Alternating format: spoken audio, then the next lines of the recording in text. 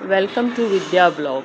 ये श्रीमद् भगवद गीता के बहुत ही मनभावन कुछ वाक्य जो अपने सारे कार्यों को मुझे अर्पित करके तथा अविचलित भाव से मेरी भक्ति करते हुए मेरी पूजा करते हैं, अपने चित्तों को मुझ पर स्थिर करके निरंतर मेरा ध्यान करते हैं, उनके लिए हे पार्थ मैं जन्म मृत्यु के सागर से शीघ्र उद्धार करने वाला हूँ।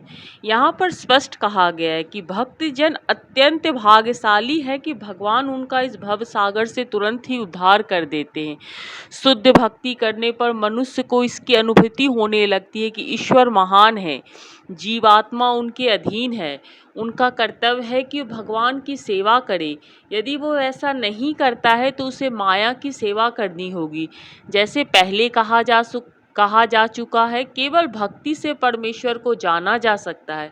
अतएव मनुष्य को चाहिए कि वो पूर्ण रूप से भक्त बने। भगवान को प्राप्त करने के लिए वह अपने मन को कृष्ण में पूर्णतः एकाग्र करे।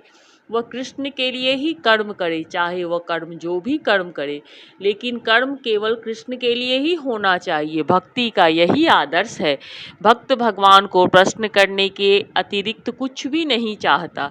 उसके जीवन का उद्देश्य कृष्ण को प्रश्न करना होता है। कृष्ण की सृष्टि के लिए वो सब कुछ उत्सर्ग कर देता है, जिस प्रकार अर्जुन ने कुरुक्षेत्र में युद्ध किया था।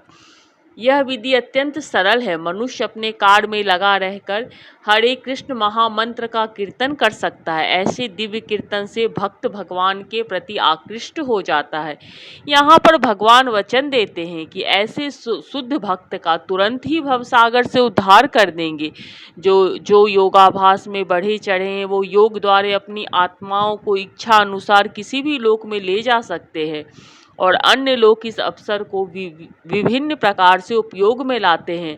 लेकिन जहाँ तक भक्त का संबंध है, उसके लिए यहाँ पर यह स्पष्ट कहा गया है कि स्वयं भगवान ही उसे ले जा सकते हैं। भक्त को वैकुंठ में जाने के पूर्व अनुभवी बनने के लिए प्रतीक्षा नहीं करनी पड़ती है। जिसने किसी को कष्ट नहीं पहुंचता तथा जो अन्य किसी के द्वारा विचलित नहीं किया जाता, जो सुख दुख में, भय तथा चिंता में स्वभाव एक समान रहता है, वह अत्यंत प्रिय है। इस श्लोक में भक्त के कुछ अन्य गुणों का वर्णन हुआ है। ऐसे भक्त द्वारा कोई व्यक्ति कष्ट, चिंता, भय या असंतोष को प्राप्त नहीं होता। चूंकि भक्त सबों पर दयालु होता है, तो वह ऐसा कार्य नहीं करता जिससे किसी की चिंता हो। साथ ही यदि अन्य लोग भक्त की चिंता में डालना चाहते हैं तो विचलित नहीं होता। भगवत की कृपा ही है कि वह किसी ब्रह्मा उपद्रव से क्षुब्ध नहीं होता। वास्तव में सदैव कृष्ण भावनामृत में लीन रहने तथा भक्ति में रत रहने के कारण ऐसे भौतिक उपद्रव भक्त को विचलित नहीं कर पाते हैं।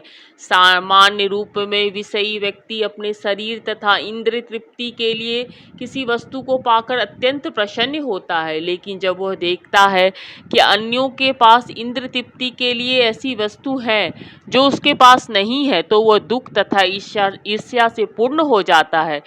जब वो अपने शत्रु से बदले की शंका करता है, वह भयभीत रहता है। जब वो कुछ भी करने में सफल नहीं होता तो वो निराश हो जाता है। ऐसा भक्त इन समस्त उपद्रवों परे होता है, कृष्ण को अत्यंत प्रिय होता है। मेरा ऐसा भक्त जो सामान्य कार्यकलापों पर आश्रित नहीं है, जो शुद्ध है, दक्ष है, चिंता रहित है, समस्त कष्टों से रहित है, किसी फल के लिए प्रयत्नशील नहीं रहता, मुझे अतिशय प्रिय है। भक्तों को धन दिया जा सकता है, किंतु उसे धन अर्जित करने के लिए संघर्ष नहीं करना चाहिए। भगवत कृपा से यदि उसे स्वयं धन की प्राप्ति हो तो वह उसे उद्गिन नहीं होता। स्वाभाविक है, भक्त दिन भर में 2 बार स्नान करता है और भक्ति के लिए प्रातःकाल जल्दी उठता है। इस प्रकार वह बाहर तथा भीतर से स्वच्छ रहता है। भक्त सदैव दक्ष होता है, किंतु वह जीवन में समस्त कार्यालयों के सार को जानता है। प्रामाणिक शास्त्रों का दृढ़ विश्वास रखता है। भक्त कभी भी किसी दल में भाग नहीं लेता, अतएव वो चिंता मुक्त रहता है। समस्त उपाधियों से मुक्त होने के कारण कभी व्यथित नहीं होता। वह जानता है कि उसका शरीर उपाधि अतएव शारीरिक कष्टों के आने पर वह मुक्त रहता है। शुद्ध भक्त कभी भी ऐसी किसी वस्तु के लिए प्रयास नहीं करता जो भक्ति के नियमों के प्रतिकूल हो। उदाहरण, किसी विशाल भवन को बनवाने में काफ़ी शक्ति लगती है, अतएव वह कभी ऐसे कार्य में हाथ नहीं लगाता जिसमें उसकी भक्ति